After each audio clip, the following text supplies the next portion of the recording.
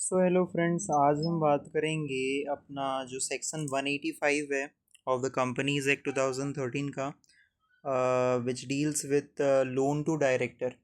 Okay, तो चलिए चालू करते हैं। So no company shall directly or indirectly advance any loan, है ना। तो कोई भी जो कंपनी है वो डायरेक्टली या फिर इनडायरेक्टली जो है लोन नहीं देगा, एडवांस नहीं देगा, including any loan represented by any book debt, है ना। और जो बेड डेट हो चुका है, जो बैलेंस शीट में आपने जो लोन है उसको बेड डेट लिख दिया है, तो उसको भी जो है हम लोन ही मानेंगे। ओके। और गिव एनी गारंटी और provide any security in connection with any loan, या फिर जो है वो जो कंपनी है वो ना ही वो गारंटी देगी, ना ही वो कोई सिक्योरिटी प्रोवाइड करेगी, है ना, ना ही कोई एसेट प्रोवाइड करेगी in connection with any loan taken by, अगर किस किस लोन के रेस्पेक्ट में, है ना, अगर वो जो लोन है वो लिया गया है by any director of the company, है ना, डायरेक्टर के द्वारा कंपनी के, ठीक है, या फिर और of a company which is it's holding company, या फिर होल्डिंग कंपनी के डायरेक्टर के द्वारा, या फिर और एनी पार्टनर और relative of any such director, या फिर डायरेक्टर के जो पार्टनर हैं या फिर जो डायरेक्टर के जो रिलेटिव है, उन्होंने अगर लोन लिया है और उस लोन के रेस्पेक्ट में कंपनी जो है गारंटी या फिर सिक्योरिटी प्रोवाइड नहीं कर सकती। ओके,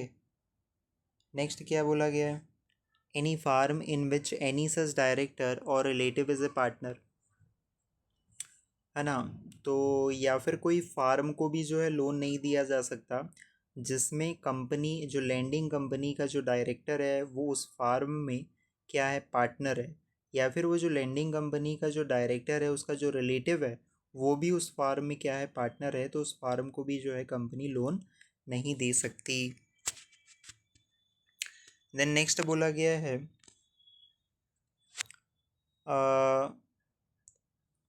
ए कंपनी में advance any loan including any loan represented by any book debt. अब क्या बोला गया है, जो कंपनी है वो देगी लोन, बोला जा रहा है advance any loan including any loan represented by any book debt, और वो जो बुक डेट है जिसको हमने बेड डेट मान चुके हैं उसको भी वो लोन भी इंक्लूडेड है इसमें, ठीक है। और गिव एनी गारंटी और प्रोवाइड एनी सिक्योरिटी, या फिर वो जो है गारंटी भी दे सकता है कंपनी, या फिर सिक्योरिटी भी प्रोवाइड कर सकता है in connection with any loan taken by any person, है ना, किस कनेक्शन में वो जो लोन लिया गया है बाय एनी पर्सन के द्वारा। अब यहाँ पे पर्सन कौन है वो हम आगे पढ़ेंगे, है ना। In whom any of the director of the company is interested, है ना, जिस पर्सन में डायरेक्टर का इंटरेस्ट है, ठीक है। मतलब लैंडिंग कंपनी के जो डायरेक्टर है उसका उस पर्सन में अगर इंटरेस्ट है तो उसको लोन दिया जाएगा, but subject to the condition. But condition क्या है? तो कंडीशन कुछ ऐसी है। पहला बोला गया है special resolution is passed by the company in the general meeting. तो आपको जो है, जो लैंडिंग कंपनी है उसको क्या करना पड़ेगा, स्पेशल रेजोल्यूशन पास करना पड़ेगा कंपनी में, है ना, जनरल मीटिंग में शेयर होल्डर का अप्रूवल चाहिए। Provided that the explanatory statement to the notice for the relevant general meeting shall disclose the full particulars of the loan given। जो notice है जनरल मीटिंग का उसमें जो एक्सप्लेनेटरी स्टेटमेंट जाती है, तो उस एक्सप्लेनेटरी स्टेटमेंट में आपको जो है डिस्क्लोज़ करना पड़ेगा फुल पर्टिकुलर्स, जो भी लोन आपने दिया है उसके बारे में सारा चीज़ जो है डिटेल में बताया जाएगा, और गारंटी गिवन, या फिर कंपनी ने जो भी गारंटी दी है और सिक्योरिटी प्रोवाइडेड या फिर जो भी कोई सिक्योरिटी प्रोवाइड की है, and the purpose for which the loan or guarantee or security is proposed to be utilized by the recipient of the loan or guarantee,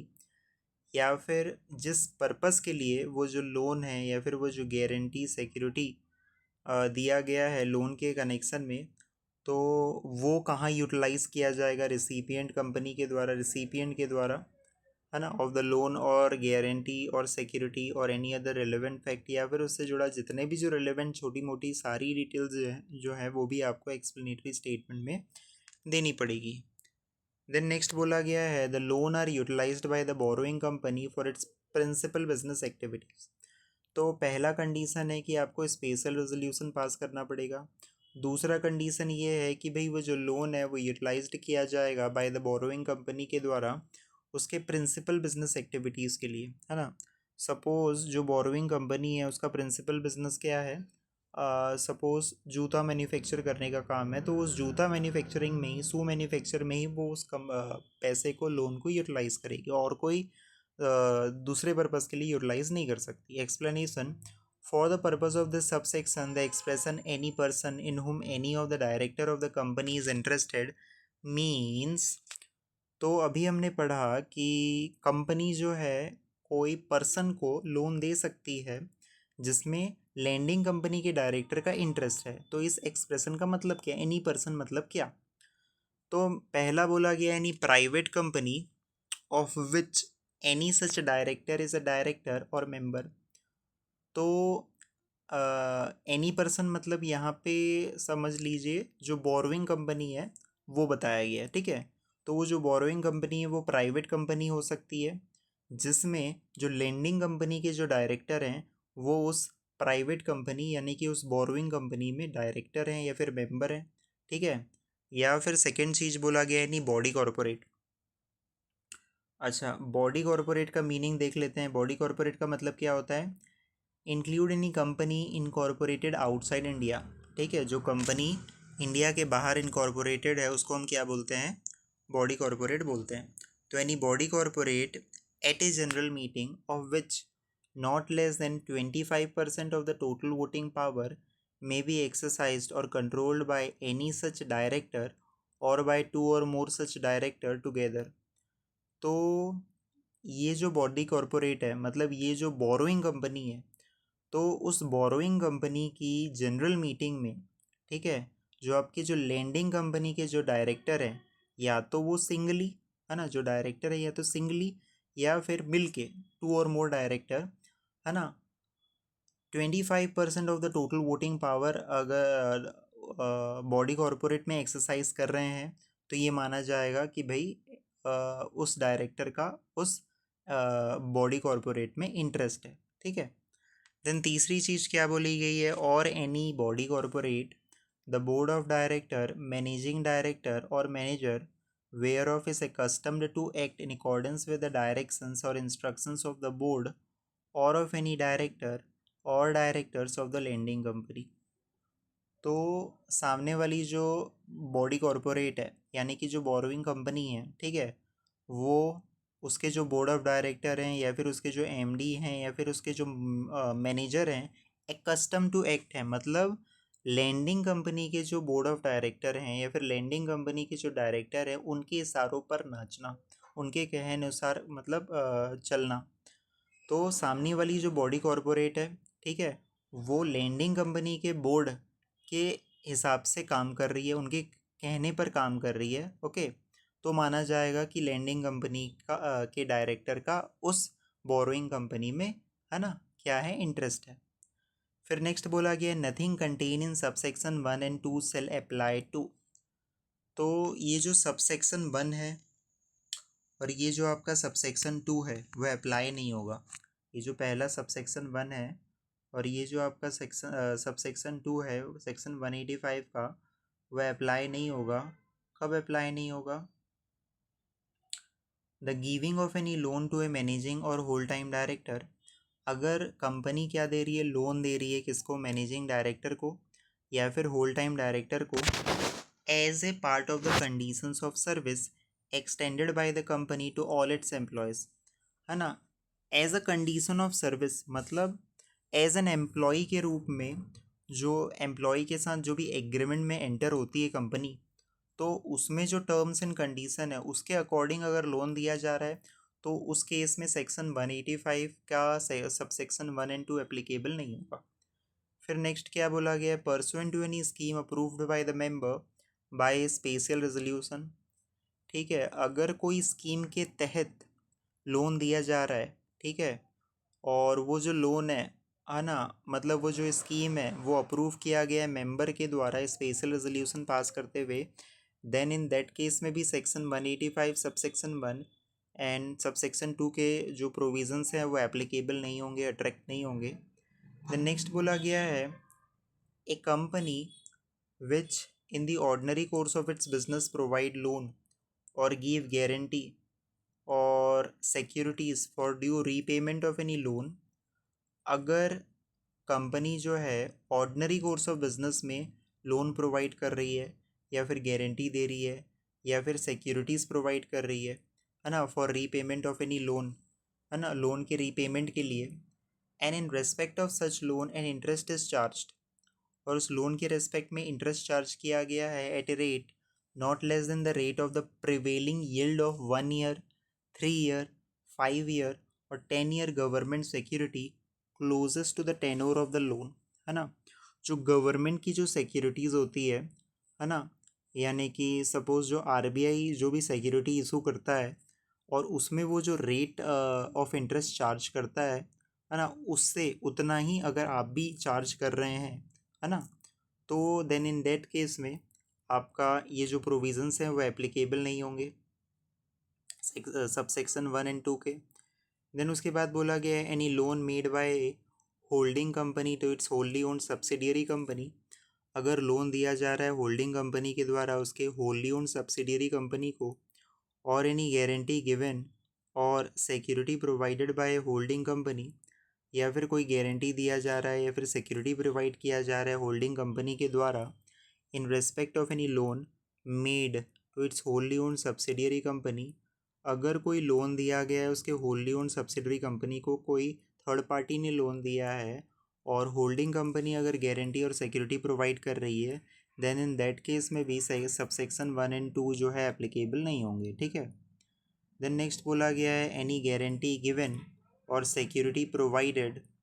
bye holding company in respect of the loan made by any bank और financial institution to its subsidiary company, ठीक है। अगर कोई bank ने या फिर financial institution ने subsidiary company को लोन दिया है और होल्डिंग कंपनी ने उस बैंक को, फाइनेंशियल इंस्टीट्यूशन को गारंटी या फिर सिक्योरिटी प्रोवाइड किया है, देन इन दैट केस में भी सेक्शन 185 सबसेक्शन 1 एंड 2 के जो प्रोविजंस हैं वो अट्रैक्ट नहीं होंगे, एप्लीकेबल नहीं होंगे। नेक्स्ट बोला गया है provided that the loan made under clause C and D are utilized by the subsidiary company for its principal business activities, but condition क्या है, कंडीशन ये लगाई गई है कि भाई वो जो सब्सिडियरी कंपनी है उसने वो जो लोन है वो यूटिलाइज़ किया है उसके प्रिंसिपल बिजनेस एक्टिविटीज़ के लिए ही, तभी सेक्शन 185 सबसेक्शन 1 एंड 2 के प्रोविजंस एप्लीकेबल अट्रैक्ट नहीं होंगे। अगर वो कोई और पर्पज़ के लिए लोन को यूटिलाइज़ करता है देन सेक्शन 185 सबसेक्शन 1 एंड 2 के प्रोविजंस अट्रैक्ट हो जाएंगे। ओके, देन नेक्स्ट बोला गया है if any loan is advanced or a guarantee or security is given or provided or utilized in contravention of the provision of this section, अगर loan दिया गया है, गारंटी दी गई है, सिक्योरिटी प्रोवाइड की गई है ना, कॉन्ट्रावेंट करते हुए इस सेक्शन के प्रोविज़न को, देन इन दैट केस में क्या होगा भाई, पेनल्टी लगेगी और क्या होगा, the company shall be punishable with fine which shall not be less than 5 lakh rupees but which may extend to 25 lakh rupees, तो जो कंपनी है उसको पनिश किया जाएगा, फाइन लगाया जाएगा, कम से कम 5 लाख, ज़्यादा से ज़्यादा 25 लाख रुपया। Every officer of the company who is in default shall be punishable with imprisonment for a term which may extend to 6 months और with fine, है ना। तो जितने भी जो ऑफिसर हैं कंपनी के जिन्होंने डिफ़ॉल्ट किया है वो पनिश किया जाएगा, कारावास कितने साल का होगा, कम से कम जो है 6 महीने तक का जो है उनको कारावास इम्प्रीजनमेंट हो सकता है ना, ज़्यादा से ज़्यादा, और विद फाइन, फाइन भी लग सकता है कम से कम 5 लाख या फिर ज़्यादा से ज़्यादा 25 लाख तक। एंड क्या बोला गया है,